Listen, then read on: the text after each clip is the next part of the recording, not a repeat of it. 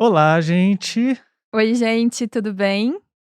Hoje nós estamos aqui com a doutora Caroline, que veio conversar com a gente sobre um assunto que está cada vez mais importante, cada vez mais urgente, que são os dados utilizados nas redes sociais, os dados usados na internet e o que eles têm de importância na nossa vida. Caroline, seja muito bem-vinda aqui ao Logomaquia. Se você puder nos apresentar rapidamente para quem está nos ouvindo. Olá, tudo bem? Bom, eu vou começar só. É normal, tá, gente? Mas vou começar só corrigindo o meu nome, que é Caroline. Mas todo mundo lê Caroline Caroline. mesmo. É normal. Bom, eu sou advogada, sou empresária. Dentro da advocacia, sou especialista em direito digital, privacidade, proteção de dados pessoais e direito constitucional.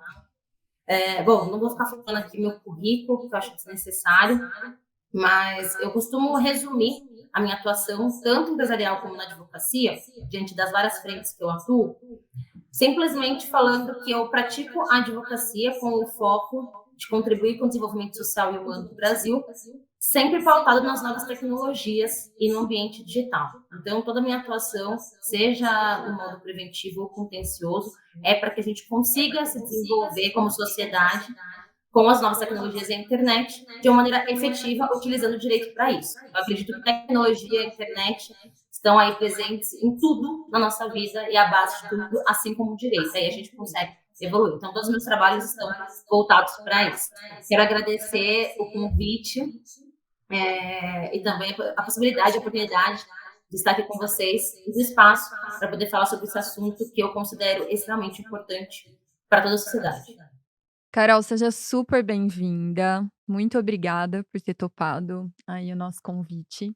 E eu queria começar então te perguntando, o que que você acha que ou quais são, né, os mecanismos que você acha que são mais importantes para a gente começar a pensar uma educação para o digital? Porque, a gente tem discutido bastante isso aqui no Logomaquia, sobre a questão do uso que todos nós, enquanto sociedade hoje, temos a obrigação de fazer dos meios digitais, não tem mais muito como a gente escapar disso, né.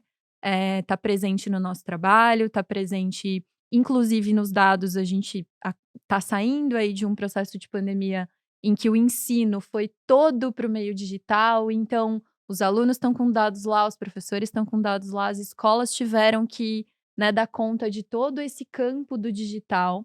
Para além, então, só das redes sociais, a gente tem mecanismos de trabalho de estudo que estão aí nesse meio. Então, cada vez mais a gente vê uma necessidade dessa educação para esse digital desde cedo, porque, né, as crianças e os adolescentes já começam fornecendo esses dados dentro da internet.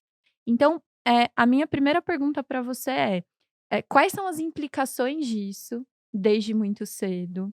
E que ferramentas a gente pode começar a pensar para essa educação para o digital? Legal, perfeito. Bom, eu também super concordo com você que não tem como fugir, né, da internet, do ambiente digital. Hoje, até quem fala, eu não gosto de ambiente digital, não gosto da internet, não gosto de tecnologia, está ali vinculada a ela. Porque a gente acorda e dorme vinculado, né, à internet, no restaurante, seja para ir para algum lugar, enfim, a gente respira internet e ambiente digital. Bom, então, o que acontece? O que a gente precisa entender? Dentro do ambiente digital, a nossa sociedade ela teve uma digitalização, né, da própria sociedade em si, de uma forma muito automática e carregada.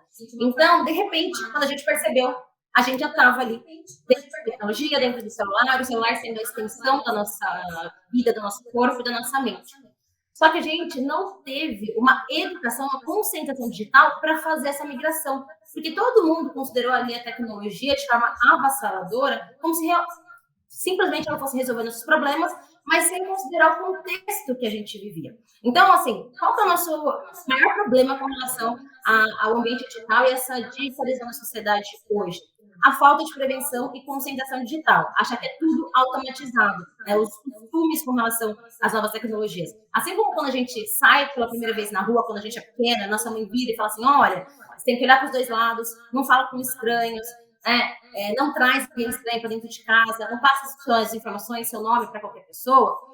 Assim como a gente teve esse ajuste para poder sair de casa pela primeira vez, a gente também deveria ter tido esses ajustes de forma consciente para migrar para o ambiente digital. Isso não aconteceu, só que ainda dá tempo, né? Infelizmente, obviamente, eu costumo dizer que a nossa geração, né, dos anos 90, né, para trás, a gente já tem uma geração quase que perdida, né? Por isso que a gente está aí com o nosso ambiente digital nesse mundo catastrófico. Muitas pessoas não gostando da internet, tendo discurso de ódio, tendo cancelamento, tendo diversas questões negativas, crimes digitais cada vez mais difíceis das pessoas chegarem até a justiça em si. Mas fato é que sempre dá tempo da gente tentar ali recuperar isso. Então, para quem é mais velho, a gente precisa fazer um trabalho de conscientização, de consciência muito mais forte e profundo, realmente efetivo, não simplesmente falar, é necessário falar sobre conscientização digital. Não, tem que ter um programa para isso, tem que ter uma política pública para educar as pessoas mais velhas, as pessoas, né, dessa geração aí dos anos 90, mas principalmente a criança e adolescente que já nasce na era digital, e aí os pais entender que tem um gap ali de ensiná-los com relação a essa conscientização. Porque os pais não conhecem a ferramenta tecnológica, né? Não conseguem acompanhar aplicativos, não conseguem acompanhar todas essas modernidades que verão surgindo aí todos os dias. Mas os pais podem, ainda assim, ajudar as crianças e adolescentes a fazer um ambiente digital muito mais sadio para o futuro. Por quê?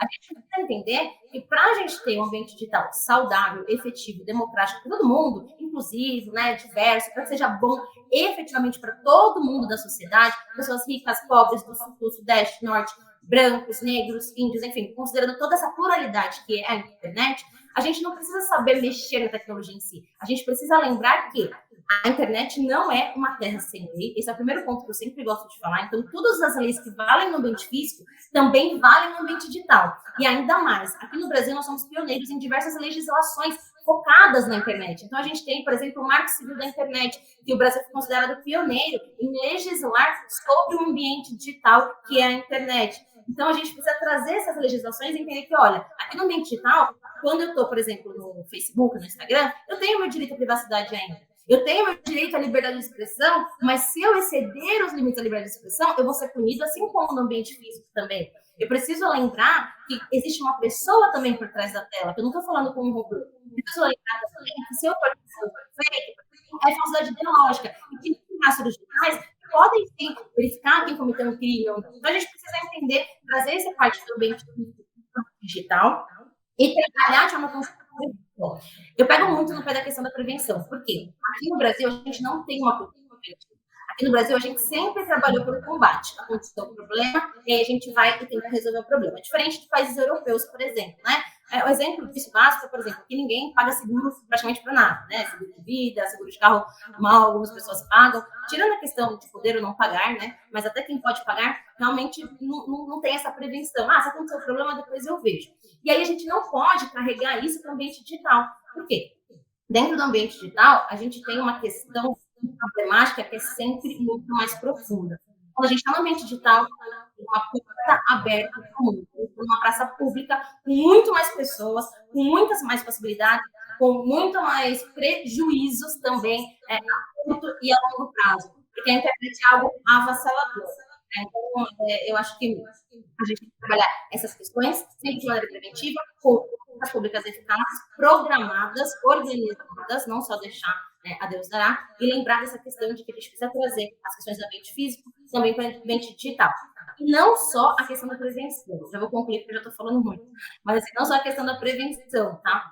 Mas a gente precisa também lembrar das problemáticas que acontecem no ambiente físico e que refletem no ambiente digital. Então, a gente precisa muito trabalhar a sociedade digital de forma plural, de forma, né, ali, junto com o ambiente físico, não separar, falar assim, é um mundo diferente do outro. Não é um mundo diferente do outro, é o mesmo mundo, intercalado, só que com algumas questões diferenciadas que a gente precisa aprofundar, evoluir, né? E aí a gente trabalhar essa questão de consciência mesmo, social e política, e não também colocando a regulação e o direito como a solução de tudo. Porque hoje o que existe também no Brasil como problemática são muitas leis surgindo, mas se lei resolvesse, o Brasil seria perfeito, né, na sua atuação, porque o Brasil é um dos países que mais tem leis.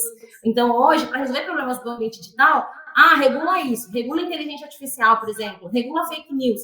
Gente, e são projetos de lei que são, para quem conhece tecnicamente a internet, sabe que são falhos, porque a legislação não consegue acompanhar toda essa evolução da tecnologia. Então, a gente precisa trabalhar, na verdade, consciência social, evolução, né, prevenção e conscientização, né, dessa forma mais preventiva. E aí, eu estou lembrando de tudo que você me perguntou, porque daí eu vou falando de várias coisas. Mas a questão das crianças, eles têm acesso à tecnologia. Então, eu entendo assim, que a gente tem que considerar as particularidades de cada educação que cada pai escolhe para os seus filhos, mas a gente precisa considerar esse ponto de que não tem controle quando uma criança ou adolescente está no ambiente digital, né? A gente tem alguns aplicativos, por exemplo, de controle parental, que a gente pode aplicar para crianças até 12 anos, por exemplo, colocando ali alguns limites, mas fato é que entrou no ambiente digital, o seu filho vai ter acesso a qualquer coisa que você não vai conseguir controlar. Então, eu acho que os pais precisam ter o quê? Primeiro, considerar a questão de faixa etária, que sempre é colocado também para baixar um aplicativo, isso é totalmente desconsiderado e precisa ser considerado, né? Então, a faixa etária é colocada ali por algum motivo. Conversar com os filhos de forma preventiva, então, para quando eles entrarem no ambiente digital, sem proibição.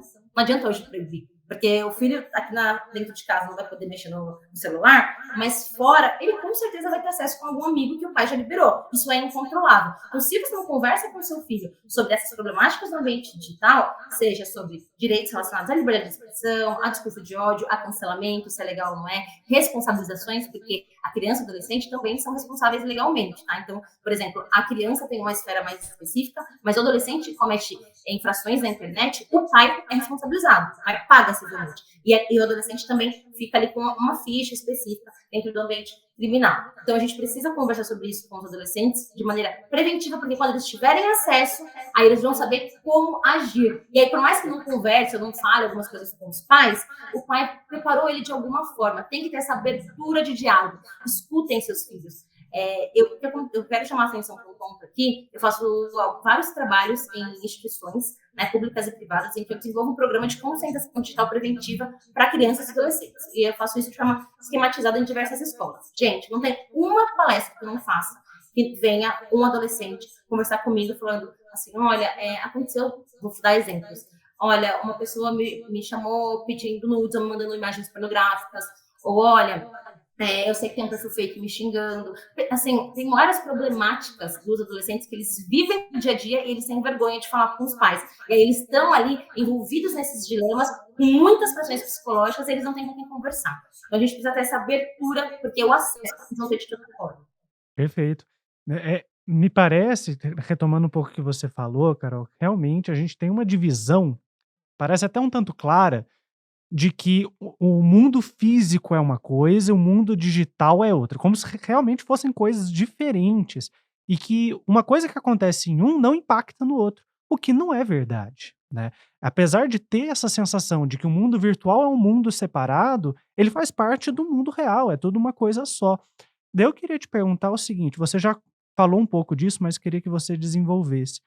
Quais são os principais impactos que você vê, reais mesmo, até jurídicos, para fora desse mundo digital, né? Quais são os principais problemas que essa falta de consciência, essa falta de um controle mais efetivo e racional do próprio uso das redes sociais, das ferramentas tecnológicas em geral, tem trazido para as pessoas? A gente pode, né, até fazer uma diferença de jovens e adultos em geral, né? Quais são as consequências negativas que essa falta de consciência tem trazido? Então, na verdade, é um verdadeiro caos, né? A gente vive um caos justamente por conta disso.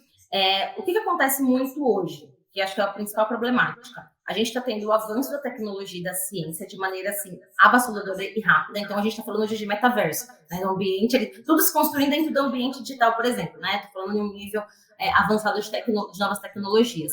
E a gente está retrocedendo como sociedade. Então, a gente está tendo o quê? Aumento de pessoas depressivas cada vez mais cedo, justamente por vários aspectos. Então, ou por ter acesso a informações demais e não saber como lidar com essas informações, por não ter sido criado pensamento crítico com o que recebe de informações, a gente está tendo polarização da sociedade, em vez de a gente se unir, a gente está, na verdade, se dividindo.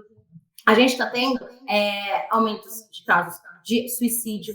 A gente está tendo, o que eu digo que a gente, na verdade, a gente está se formando como inconscientes de manada, porque ao invés da gente abrir o que a internet traz para a gente, por exemplo, hoje a gente tem acesso a todo tipo de conhecimento, a gente consegue expandir a nossa mente. Ao invés da gente expandir esse conhecimento e nos desenvolvermos como seres humanos, aceitarmos o diferente, aceitarmos diferentes padrões, verificarmos que o mundo foi construído com propósito, com interesses de pessoas, e tentar desenvolver isso, fazer algo mais inclusivo para a nossa vida. Em vez de a gente fazer isso, não. A gente, na verdade, a gente está trabalhando mais o nosso ego, juntando a pessoas que pensam como a gente, para a gente não ter que lidar com o diferente também, por exemplo. A gente está tendo a falta de regramento e respeito dentro de quem é mais velho, de pessoas que têm uma sabedoria maior para poder cuidar ou educar crianças e adolescentes, para fazer uma troca realmente efetiva. Então, a gente precisa entender, por exemplo, quando eu falo em regramento, eu não gosto muito da questão de hierarquia, né? Eu gosto sempre de trabalho horizontal. Só que a gente precisa entender que a gente vive em sociedade. Para viver em sociedade, precisa ter regras, porque senão vira um mundo ali bagunçado, que cada um faz o que quer, vai matar todo mundo, né? Porque ninguém concorda 100% com todo mundo. Então, se a gente não segue essas regras, a gente não segue ali o que uma pessoa que tem mais experiência também consegue compartilhar com a gente e também respeita as regras impostas, por exemplo, dentro das escolas, dentro da sociedade mínima mesmo, dentro da nossa casa, o que está acontecendo muito com crianças e adolescentes, respeitando ali as pequenas autoridades com relação a uma educação mais evolutiva, a gente também tem uma quebra, né, com relação à sociedade e esse retrocesso. A gente está tendo também aumento de discriminações. Então, a gente fala, né? Como que a internet ela foi criada? A internet ela foi criada sem um dono, justamente para ser acessível a todos. A internet é para todo mundo, né?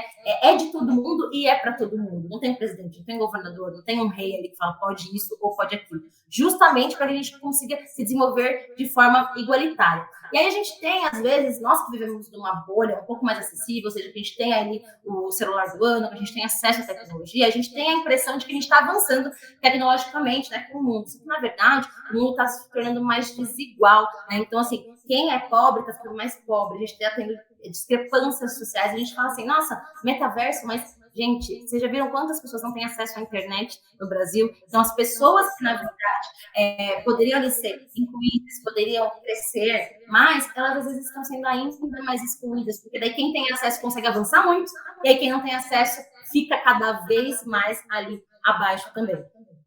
Além disso, a gente está tendo também um número muito grande de problemas, em especial dentro do ambiente escolar.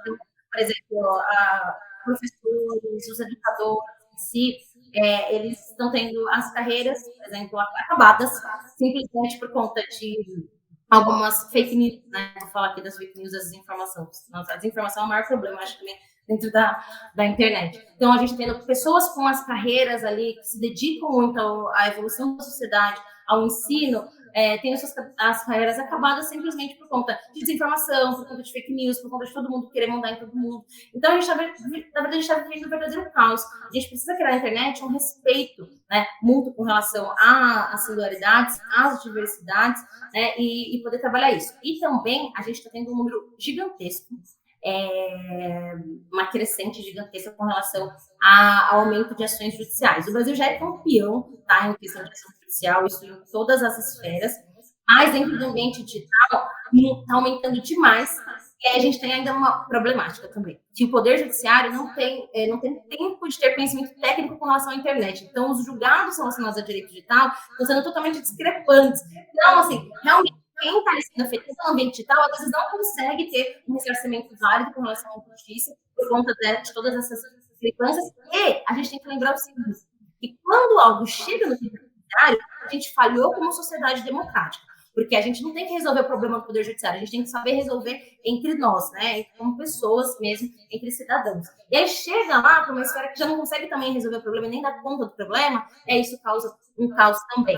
Então, a verdade é que sem essa questão da conscientização e da prevenção, a gente vai sempre retroceder como sociedade. A tecnologia vai estar avançada, a ciência vai estar avançada, mas a gente vai estar ali com todas essas discrepâncias. Então, aumento de casos de bullying, de depressão, suicídio, as pessoas tentando ali cada vez mais se unirem umas às outras ao invés de se unirem. Eu estou falando, né, muitos pontos negativos, mas eu sou muito a favor da tecnologia da internet. É só a gente trabalhar essa base de conscientização, porque a internet e a tecnologia ela tem assim, um poder gigantesco de nos elevarmos como seres humanos. A gente consegue hoje ver, por exemplo, as pessoas, vou citar aqui os youtubers, né? Então, o Whindersson Nunes, a Luísa Sonza, por exemplo, tem a Camila, que são pessoas que não tinham nada, né? Eram pessoas que estavam vivendo em ambientes excluídos e conseguiram ali mudar a sua vida de seus familiares por conta da tecnologia, por conta da internet. Então tem esse lado todo positivo, mas isso ainda é exceção, poderia ser muito maior, né? A gente poderia ter acessos ali muito maiores. Além disso também, só falando um pouco da desinformação, que é uma problemática justamente da gente ter trazido costumes do ambiente físico sem fazer adaptação para o ambiente digital, a gente está tendo o quê? Formadores de opinião com base em comentários do Instagram. Então, gente, ao invés da gente poder ali, nossa, eu tenho acesso a todas as informações, eu recebo uma informaçãozinha mínima, eu leio a chamada, eu considero aquilo como opinião verdadeira, verídica e levo isso para minha vida. E aí isso vai fazer o quê? Isso vai mudar a minha opinião com relação ao voto, isso vai mudar a minha opinião com relação à forma que eu conduzo a minha empresa ou a forma que eu lido com os meus vizinhos, e aí gera o caos que eu estou falando, né? Então, a gente tem aí diversas problemáticas. Uhum. Carol, acho que você foi, trazendo aí, né, uma série de problemáticas que são muito complexas, né, que eu acho que tem questões, mas acho que todas elas se unem, numa questão que você trouxe e que eu considero essencial, que é a questão de uma educação ética. Não só para a internet, mas para a vida, né. Eu acho que talvez seja nisso que a gente esteja falhando. A gente tem falado muito aqui no Logomaquia dessa educação para a humanização, né. Então o quanto que a gente está evoluindo enquanto sociedade tecnicamente, mas o quanto que eticamente a gente está deixando essas discussões importantes, né, de humanização de lado. Então acho que talvez esse seja o único caminho, né, porque é isso, a gente claro que pode e muitas vezes vai chegar à esfera jurídica para a resolução dessas questões, mas é muito importante que a gente consiga fazer isso enquanto sociedade, discutindo, desenvolvendo pensamento crítico, e desenvolvendo uma educação que faça com que a gente se responsabilize pelos nossos atos. Acho isso bastante importante. E aí, te ouvindo, fiquei pensando em 2 questões que eu queria perguntar. Uma primeira, então, vou perguntar ela primeiro e aí depois eu pergunto a segunda. Como é que isso tudo se choca com o interesse econômico? Porque na tua fala foram vindo aí questões que eu acho bem essenciais, assim. Uma é, a internet é uma oportunidade de crescer economicamente. Mais do que isso, é uma oportunidade de, aumentar o número de narrativas diferentes, eu acho, né. Eu vejo a internet assim, isso para mim é uma questão super positiva. Então assim, narrativas às quais não se tinha acesso, são possíveis de serem contadas e vistas por causa da internet, né. Então eu acho isso um passo democrático importante, né. Ao mesmo tempo, justamente esses interesses econômicos é que fazem com que as pessoas vejam na internet uma oportunidade de crescer rápido, sem nenhum embasamento, que é isso que você falou, né. "Ah, eu pego ali uma frase, eu pego qualquer coisa". E aí eu tenho visto, enfim, com muito cuidado, assim, com os olhos muito cuidadosos, assim, e o coração um pouco aflito, esses gurus da internet, assim, né, essas pessoas que são pseudo-especialistas em quase tudo, assim. E é muito complicado isso, né, porque você tem uma superficialização dos conteúdos, você tem um monte de gente, então você tem lá uma pessoa que tem, não sei, 200.000 seguidores, 2.000.000 de seguidores, e aí fala alguma coisa ali sem nenhum embasamento, e isso se transforma numa grande base para essas tantas pessoas que estão ali seguindo.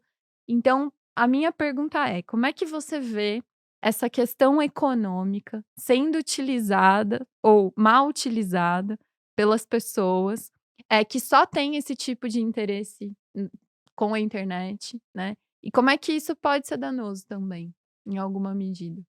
Nossa, isso, de verdade, isso é uma das coisas que mais me entristece também. E por isso até que eu faço diversos vídeos ali na internet para tentar conscientizar com relação a minha área de atuação.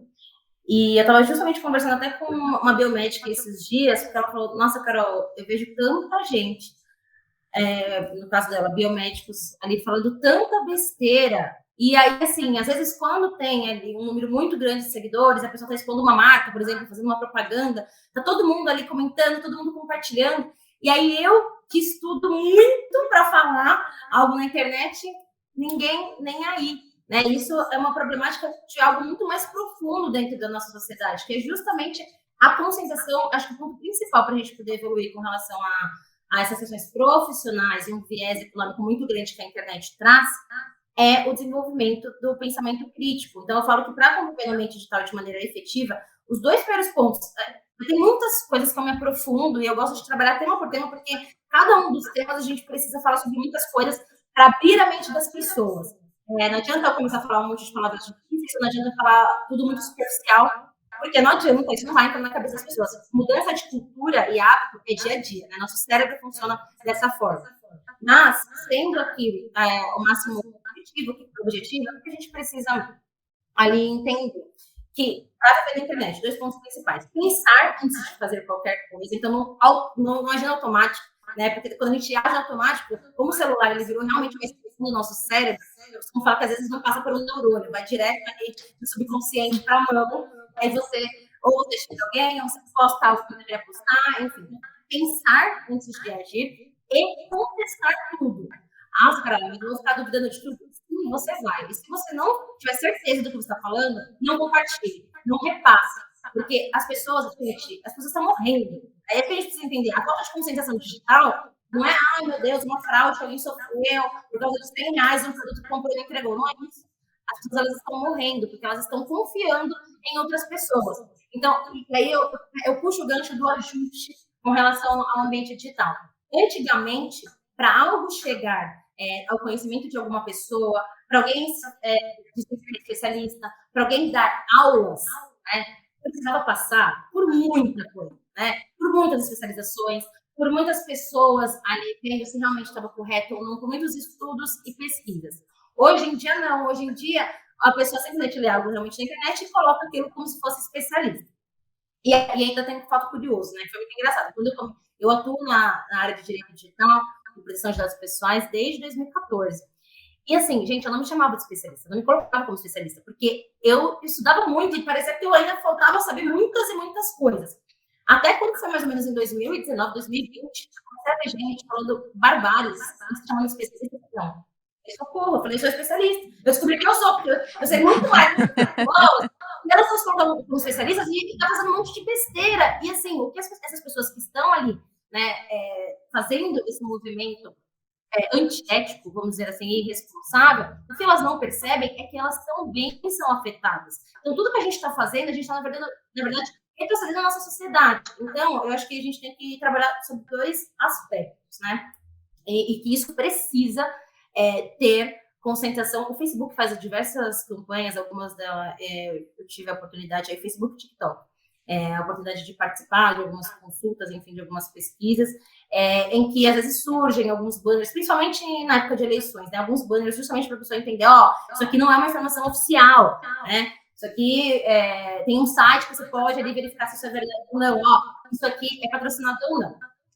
Essas campanhas, essas formas de agir, por exemplo, desses softwares, primeiro deveriam ser, e das aplicações também, né, dos provedores de conteúdo, como Facebook e Instagram, são ações que já são medidas que a gente consegue combater todas essas problemáticas, mas eu quero puxar um ponto anterior, né? A gente sempre precisa puxar um ponto anterior. As pessoas, elas necessitam de conhecimento básico de como a internet funciona. Então, o que a gente precisa trabalhar? Sobre 2 lógicas. Primeiro, começar a ter ali uma fiscalização com relação a responsabilizações de todas as áreas. Isso precisa acontecer no ambiente digital. Então, precisa ter meios de denúncias muito mais eficazes para as pessoas que estão se dizendo como especialistas e realmente não são, que estão prejudicando o desenvolvimento da nossa sociedade. Dentro da minha área, por exemplo, a gente tem a questão da LGPD, da Lei Geral de Proteção de Dados Pessoais, que é um movimento muito forte agora, necessário para a gente conseguir desenvolver a sociedade de maneira efetiva. Sem privacidade e proteção de dados pessoais, a gente não consegue avançar de forma livre e democrática dentro da sociedade que a gente vive hoje.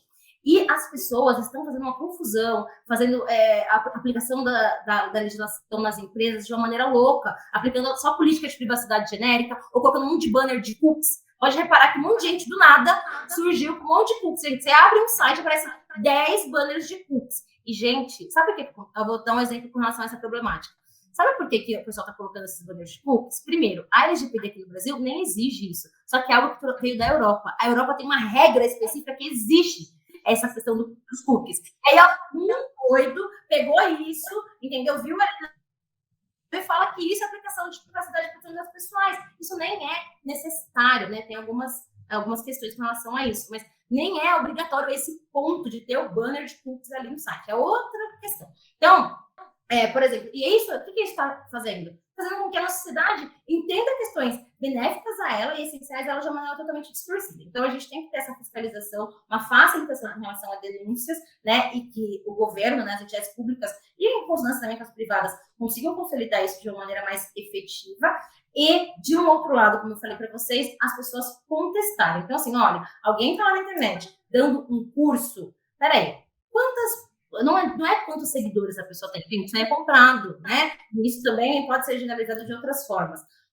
Quanto tempo que a pessoa estudou para isso? Quais os cursos que ela está estudando? Quantos anos ela está trabalhando com relação a isso? A gente precisa usar a internet para o que ela possibilita. Pesquisar, entender se realmente é isso, se realmente é aquilo. E aí, dentro de um curso que é apresentado algumas questões, a gente precisa contestar. A gente precisa saber se isso realmente é válido, se isso realmente aconteceu, assim como com relação a informações que a gente recebe. Então, a gente precisa ter esse ponto, né, automático dentro da nossa mente, que a gente não tem, de contestar tudo que a gente recebe. E não ficar gerando ali, né, burburinhos ou questões com relação à movimentação de dinheiro para pessoas que não têm nada a ver. Mas o que eu quero falar também para vocês? O problema tem que ser trabalhado de forma muito profunda e organizada, porque, na realidade mesmo, isso é o reflexo da nossa sociedade. Né? O ambiente digital e a internet é o reflexo da nossa sociedade. Então, a problemática em si não é ali as pessoas que estão aplicando golpes, vamos dizer assim, hoje de forma antiética e irresponsável, porque elas sempre existiram. Pessoas antiéticas e pessoas irresponsáveis, elas sempre existiram. A diferença é que agora a gente tem acesso a muito mais deles e eles têm acesso a muito mais pessoas. É só isso que mudou. Né? Então, a gente tem que, na verdade, trabalhar o ponto A, o fundo, cada pessoa entender o seu papel na sociedade e respeitar os direitos e deveres. Cobrar e também respeitar. Esse é o ponto principal lá da profundidade. Se a gente aprende isso, a gente começa a ter um pensamento crítico mais aprofundado e a gente começa também a não aceitar mais essas coisas, né? Eu vou finalizar aqui com um exemplo que é uma das maiores barbáries que a gente tem hoje em dia, de como a gente tem realmente reflete a sociedade doentia, essa questão daquele mendigo, né? Que ele ficou famoso por conta daquela questão lá com aquela mulher que foi exposta, a mulher estava doente, né? Ele exposta por todo mundo sem nem saber. Na verdade, o mendigo foi colocado como um salvador ali da pátria, né? Como uma celebridade. E aí, a gente não respeitou o direito de todas as pessoas envolvidas, a gente simplesmente aderiu como verdade o que uma pessoa estava falando, a gente teve ali, na verdade, um reflexo do que a sociedade já é, né? Infelizmente, uma sociedade doente, infelizmente, uma sociedade que ela é fútil. Então, isso precisa ser trabalhado ali na base, para que a gente, dentro do ambiente digital, consiga ter ali melhores percepções também, né? E essa questão das pessoas entenderem, a gente começar a conscientizar as pessoas de que nada no mundo é construído por acaso, tudo é construído com base em interesse. Então, a gente tem acesso a questões que estão ali colocadas para a gente por conta de interesse, a gente toma atitudes com relação à base de interesse, a gente é movido dentro do ambiente digital por conta de interesses de terceiros. Então, a gente precisa começar a trabalhar isso de maneira muito mais profunda, né? Não é simplesmente ali raso e superficial. E os profissionais que de fato são especialistas, né, Carol, precisam ter, eu digo, um tanto da coragem, né, e se manterem na internet, no ambiente digital, né, porque isso que você conta dessa sua colega biomédica, que é uma fala que eu escuto recorrentemente na nossa área, né, a gente trabalha com redação para vestibular, que é uma área que tem um público de interesse muito grande, né, e que tem muitos professores, que se incomodam, por quê? vários alunos que, por exemplo, vão bem no vestibular, tiram uma nota alta na redação, passam a então, então eu sei redação, eu vou começar a ensinar redação, né, porque eu fui bem no vestibular. E aí se tornam grandes, né, e criadores de conteúdo. Eu acho muito interessante essa expressão criador de conteúdo, né, porque você consegue ser criador de conteúdo sobre uma área que você conhece. Se você não conhecer, em geral, você vai colocar ali um monte de coisa sobre a qual você não tem responsabilidade, né. Então, o que eu costumo dizer muito, quando eu dou curso para professora ou quando a gente conversa com os professores que trabalham com a gente, é dizer: "É importante que a gente continue fazendo o nosso trabalho, né, e que a gente mostre e que a gente também eduque os nossos alunos para procurarem justamente isso que você falou. Quem é essa pessoa que está falando sobre isso, né? De onde vem esse conhecimento dela? Qual que é a formação? Quantos anos ela estudou para estar falando isso, né? Como é que porque senão a gente também entra numa seara que é muito complicada. Então, assim, para quem quer estar, eu acho muito importante estar e trabalhar nessa educação, né? Porque, de fato, a internet pode ser muito positiva nesse sentido. Quando a gente consegue usar para isso, ela é muito positiva. Aí, a segunda pergunta que eu ia fazer para a gente encerrar, e aí, Alex, se você quiser Uhum. complementar, é a gente pensar um pouco. Você falou um tanto disso no fim da tua fala agora.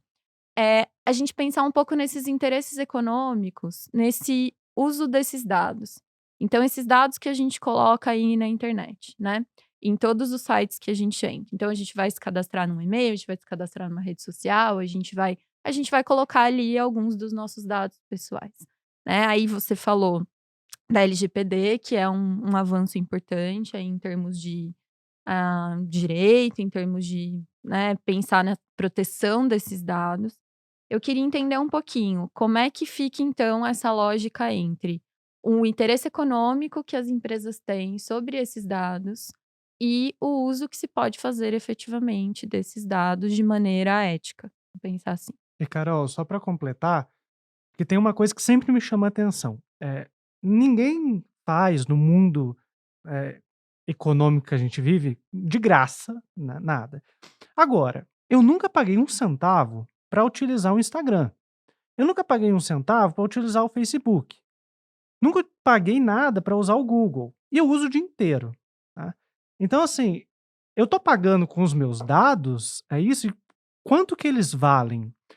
Como que elas lucram tanto, sendo que eu não conheço ninguém que paga diretamente para usá-las, né. Como que é isso? Sim, é uma loucura, né. Bom, vamos lá, eu vou tentar aqui ser objetiva, mas, talvez vocês me cortem, tá, gente?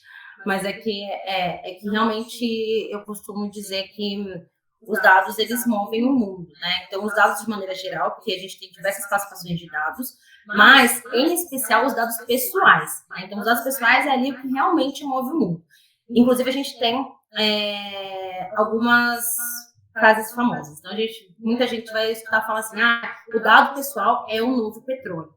E eu costumo falar que o dado pessoal, ele não só é o novo petróleo, mas ele é a nossa vida, né? Então, o que a gente precisa começar a entender, gente, isso todo mundo precisa começar a trabalhar mentalmente para agir de forma preventiva, porque o rumo das nossas vidas está sendo ali levado de uma maneira diferente do que a gente quer, por conta da falta de proteção dos nossos dados pessoais dentro do ambiente digital. Então, o que a gente precisa começar a entender? Primeiro, né? O dado pessoal, são vários dados, então já coloco aqui rapidamente, que não é só nome, CPF, RG, mas, por exemplo, quantas vezes você curte uma foto pode ser considerado um dado pessoal, sua opinião política é um dado pessoal, a cor que você gosta é um dado pessoal, a cor do seu cabelo, seu endereço, enfim, tudo isso é um dado pessoal, o endereço IP da sua máquina é um dado pessoal, seu salário, enfim, diversos, são muitas as categorias de dados pessoais. E dados pessoais sempre foram necessários para a gente poder, no ambiente físico, inclusive, sempre, a gente poder ter um serviço, um produto, para o governo poder promover políticas públicas. Os dados pessoais sempre foram necessários, porque a gente precisa considerar esses dados como sociedade para a gente conseguir ali ter um serviço, um produto ou uma política pública efetiva para desenvolver nossa sociedade dentro do ambiente público, por exemplo. Só que acontece, né? Qual é a questão com relação aos dados? Por que aumenta tanto um grande número de muito dinheiro, né? Vamos ser claros com relação a isso. Os dados pessoais, eles formam a nossa personalidade. Então, o que aconteceu com a digitalização da sociedade? muito fácil o acesso a dados pessoais massificados e em grande quantidade de cada pessoa existente no mundo. E quando você tem dados pessoais de cada uma das pessoas e vários desses dados, o que as empresas e o governo começaram a perceber? Né? Porque a entidade pública e privada comanda ali o nosso desenvolvimento social e econômico. Né? O que eles começaram a perceber? Que além de eles poderem utilizar os nossos dados, que realmente era necessário e requisitado, alguém pede um produto, um serviço, ou quando precisa promover uma política pública, como eu comentei, além disso, eles perceberam que com essa massificação de dados pessoais, e com um pouquinho de inteligência artificial e também o que a gente chama de análise preditiva, a gente consegue, na verdade, prever o que uma pessoa vai fazer ou então conduzir ali a opinião de uma pessoa ou uma tomada de decisão de uma pessoa. Então, por exemplo, o que as empresas começaram a perceber? Elas conseguiriam saber se uma pessoa podia ou não comprar o produto delas antes mesmo das pessoas saberem da existência desse produto, só analisando os dados pessoais, porque o conjunto dos nossos dados pessoais diz quem nós somos, né? Fala conforme os nossos perfis. Então, os nossos dados pessoais, vamos supor, quantas vezes você aperta o soneca lá no seu celular, vai dizer se você é uma pessoa mais preguiçosa, mais objetiva, mais determinada ou não. Isso é uma classificação de perfis que as empresas e o governo fazem com base em nossos dados pessoais. E aí, isso vale ouro. Por quê? Isso diminui riscos e prejuízos para a entidade pública e privada, porque elas conseguem saber, quando você vai comprar o produto delas, se ela vai desenvolver um serviço ali dessa forma, do jeito X ou do jeito Y, se ela vai ali, na verdade, direcionar só para o estado X ou só para um bairro específico, aqueles serviços dela. Então, os dados pessoais, eles geram toda essa questão diante de nós. E por que surgiu a LGPD? Não é para proibir que as empresas façam esse movimento, o governo faça esse movimento, porque isso é benéfico, né? Porque a gente recebe ali produtos mais personalizados, serviços mais personalizados, a gente consegue aplicar políticas públicas melhores também para cada uma das pessoas, conforme a classe social, sua renda, onde a pessoa mora, enfim. Só que acontece, a partir do momento que você utiliza esses dados pessoais, né, sem pensar na prevenção das pessoas físicas e só ali pensando na sua atividade fim, nós, pessoas físicas, podemos sofrer prejuízos inimagináveis e irreversíveis. Então, o que acontece? Será que você está recebendo ali o mesmo produto que o seu vizinho? A taxa de crédito que você tem ali acesso para poder ter um empréstimo, será que isso realmente está sendo verificado com base no que você realmente ou com base em dados que são verdadeiros ou atualizados? Com base nesses dados pessoais, pode ser que você mude sua opinião política, pode ser que você não tenha acesso a um crédito, você não consiga comprar a casa dos seus sonhos. Nossa, eu tive uma negativa de crédito, por quê? Por conta dos dados pessoais, se alguém está analisando, mas você não sabe se esses dados pessoais são verdadeiros, se eles são de qualidade, quem compartilhou esses dados, de onde esses dados estão surgindo, porque simplesmente a gente está colocando nossos dados em vários lugares e alguém vai tirar essas informações aí de diversas maneiras. O que a gente tem de problemática também? A gente tem o desenvolvimento da nossa personalidade. Então, como que a gente desenvolve a nossa personalidade? Com base nas experiências que a gente vive e com base nas informações que a gente recebe. Hoje em dia, por conta dos dados pessoais, a gente recebe, por exemplo, vídeos no YouTube ou propagandas com base nas informações que a gente faz na internet. E aí a gente acaba, em vez de expandir nossas possibilidades e horizontes, a gente acaba sempre indo para o mesmo caminho, porque os algoritmos, os famosos algoritmos, estão nos direcionando sempre para esse ponto. E aí isso causa diversas problemáticas dentro da sociedade. Posso dar diversos exemplos aqui, né, em relação a pagar mais caro um seguro de carro, ou a não ser aceita na universidade, ou então, né, a gente, por exemplo, nunca conseguiu uma vaga de emprego. Às vezes a pessoa fala, nossa, eu não consegui ser chamada para entrevista.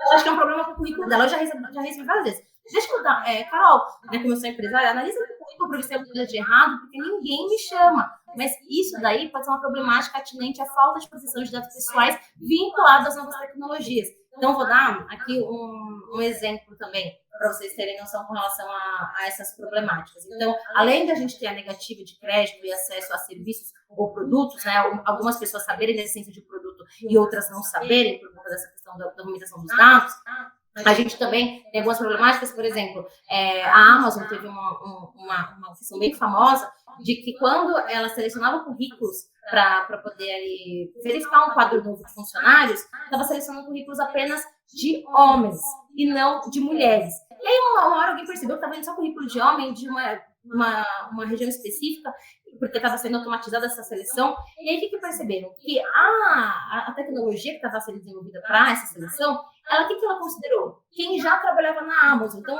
quem já trabalha tem esse perfil aqui. E aí a gente consegue selecionar essas pessoas melhores para Amazon. E eram apenas homens de certas regiões. Então, acabava deixando de ter ali a possibilidade de abertura para outras pessoas. Enfim, o mundo de dados pessoais é muito gigantesco.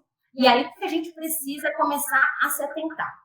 Aonde a gente coloca nossos dados e começar a contestar essas questões com relação aos nossos dados pessoais. Então, a gente tem o hábito muito grande de sempre pedir o nosso nome, nosso e-mail, nosso CPF, nossa data de aniversário, nosso endereço. A gente está seja numa loja, seja no site que a gente está entrando para fazer uma compra, seja quando a gente entra na farmácia, né? Eu sempre falo da farmácia, gente, porque é demais. Você pisou na farmácia, a pessoa solicita o CPF. O que está sendo colocado nas suas informações com relação a esse seu CPF? O que está sendo relacionado com relação ao seu CPF? Isso está em uma camada invisível, que a gente não está sabendo. E aí isso vai fazer com que a gente tenha ali diversos fatores e rumos diferentes na nossa vida. Então, o que eu chamo a atenção para as pessoas? Primeiro, dentro do ambiente digital, quando alguém pedir seu dado, né, se qualquer dado pessoal, além do nome, obviamente, dado de nome, pelo menos a gente tem que dar, né? Mas assim, gente, de verdade, passou do nome, a gente tem que entender por que a pessoa precisa desse dado. Então, qual é a necessidade de você ter esse dado? Você vai utilizar para quê? Porque às vezes a pessoa está pedindo ali sem nem saber o porquê, ou por conta de uma má intenção. Se ela está pedindo sem nem saber o para quê, talvez esse dado, se vazar em outra esfera, não ser tratado com segurança, pode te causar um prejuízo que você não vai ficar sabendo, um outro contexto que você nunca vai saber, porque foi por conta desse dado pessoal que você deu em uma ocasião X. Assim como também, dentro do ambiente digital, parar de colocar todas as nossas informações em todos os lugares para a gente receber e-book, para a gente receber isso ou receber aquilo. Então, isso é realmente necessário para mim? Eu realmente preciso desse aplicativo? Eu realmente preciso dar minhas informações com relação a isso? Porque isso é ouro. Tanto na mão das empresas do governo, que vão direcionar ali os movimentos deles, que isso é benéfico desde que seja tratado com base na LGPD, mas como também para a nossa vida, para a gente conseguir se desenvolver, para a gente conseguir atingir nossos sonhos, para a gente conseguir, né, atingir o que a gente realmente quer. Porque, na verdade, a gente acha que a gente livre vive, que a gente faz escolhas livres. Mas não, sua escolha nunca vai ser livre, né? Então, os artistas que você vai conhecer e vai começar a ouvir, por exemplo, no Spotify, não é livre. Na verdade, foi colocado ali para você. Né? Outras pessoas recebem outras. Então, enfim, a gente precisa começar a entender e contestar essa utilização dos dados. E é por isso, justamente, que a equipe dela existe, né?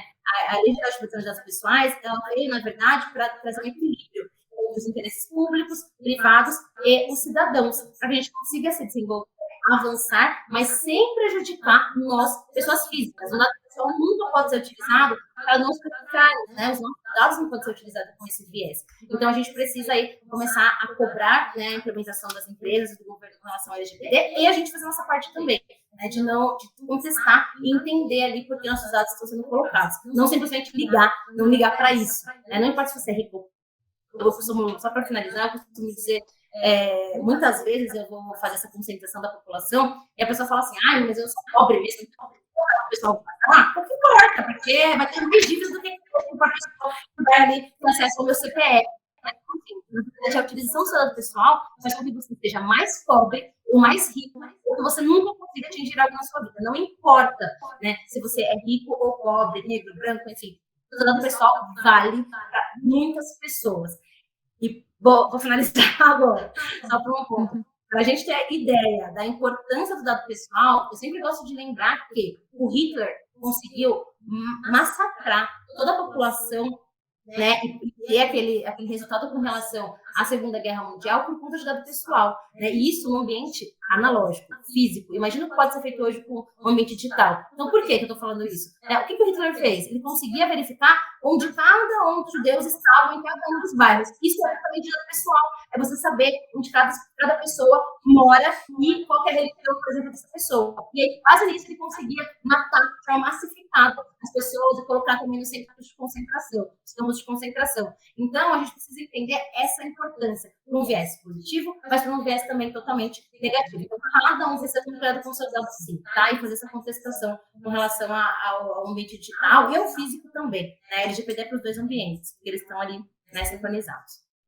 Perfeito, Carol. Eu agradeço muito por todas essas informações. Eu acho que realmente nós não sabemos e não lidamos com o ambiente digital com a mesma com tanta atenção quanto devíamos, né?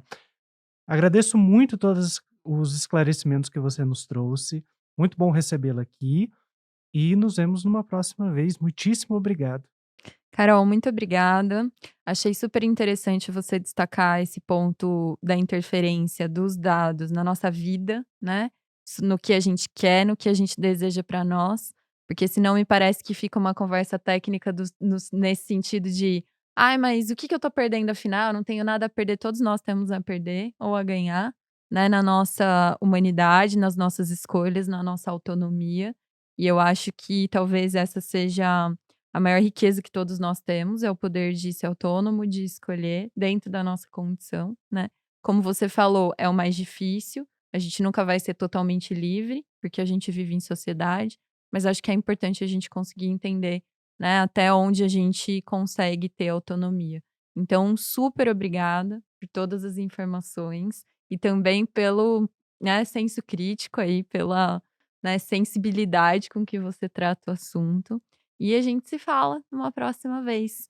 Gente, espero que vocês tenham curtido tanto quanto a gente aqui esse papo. Obrigada, um beijo, até a próxima. Pessoal, muito obrigada mesmo, viu? Eu quero agradecer a oportunidade de fala, a abertura desse espaço, realmente é muito importante. E quero deixar aqui, né, para o pessoal, por favor, leiam as políticas de privacidade, configurem a privacidade do seu celular, quando pegar o celular, configura, não vai direto para o aplicativo, primeiro configura esses pontos e tomem cuidado e tenham atenção com relação aos seus dados pessoais. Obrigada, viu, pelo espaço.